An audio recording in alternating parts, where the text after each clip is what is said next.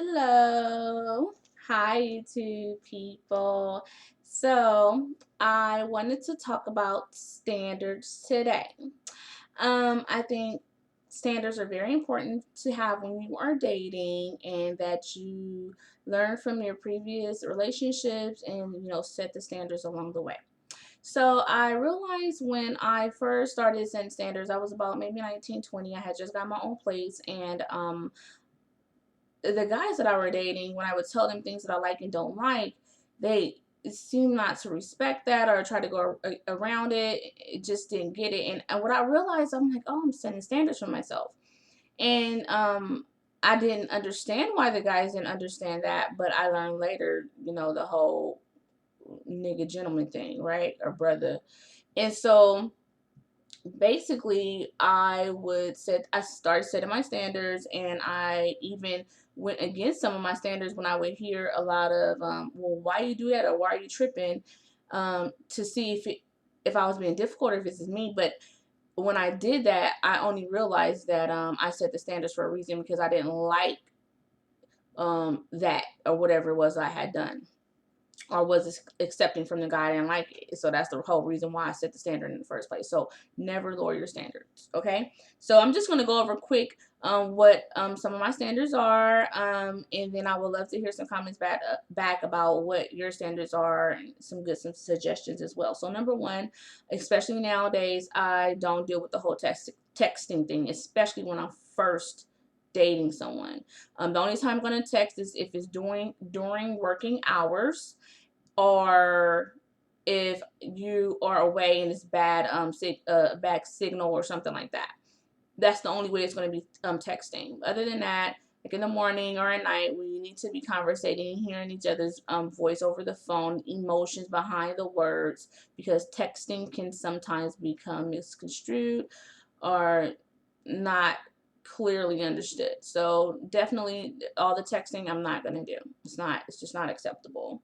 So another standard that I have is the whole coming over the house right away thing. No. You definitely need to have that guy date you. You guys can go out. You don't necessarily have to spend any money on the person if you don't have any money, financial challenges, but you guys can go meet at a park, beach, go walking somewhere, Starbucks. Definitely not meeting at his or her house, especially if you physically attracted to the person. It's too easy to get too into each other, if you know what I'm saying, if you're in a comfortable setting. So and another thing, if you have a guy that comes over your house right away, or if you go over his, don't expect him to take you out, because he's not. Because you already made it where, oh, well, I can just go over the house and go hang out. She can cook for me. Or, yeah, you're not going to be going out. So if you have a guy take you, come over your house, or you going over his already, don't expect to get taken out, and treat it right. So another thing is opening the door, a total gentleman. It's hard. I can't even conversate with a guy that's not even, I'm not dating, that's not a gentleman. So you definitely need a guy that's a gentleman, and he wants to do those things. It makes him feel good that he's treating you this way. That's the type of guy, definitely a standard that you should incorporate if you want to stay happy. Another standard that I love is for a guy not to make me worry, and this falls under being considerate.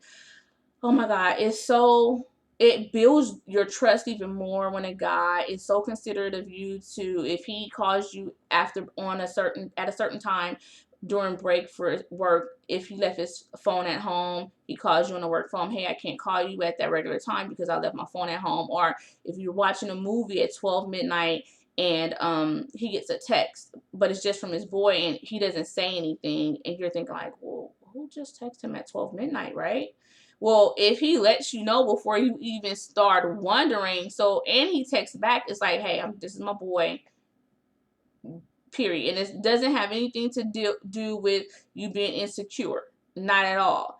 I think it's just respectable just to let me know. Usually people don't call that late, especially if you're involved in a relationship, and that this is my mom, whatever. It's just respect to me. Nothing, no insecurities or anything like that. Or if you late or something like that, and you don't even tell the person, I could be worried that you've been in an accident or anything, or you could be with another chick, who knows. But if you just keep me from even wondering that, I'll never go there, right? So I think that'll limit, not letting a person worry by you, you voluntarily telling them what's going on before it even gets there, is just cuts out everything to me. Another thing is communicating on the same level, so you to have the same style of communicating. So if you like, if you do like texting and y'all both like texting, then fine. Or if you both rather talk on the phone, then that's great. Or if you like to talk every day and you think that you guys should follow up with each other every day, I think that that's important, because I'm not dealing with someone that doesn't want to talk to me every day, because they're gonna get bored of me quick, or whatever, like, no, that's not gonna work. So definitely being on one accord with the communication. So that's basically my standards, that just a couple. Please leave a comment with some great standards that you think you can share with others. I would love to learn some new ones. And yeah, thanks for taking a look at my YouTube. Bye.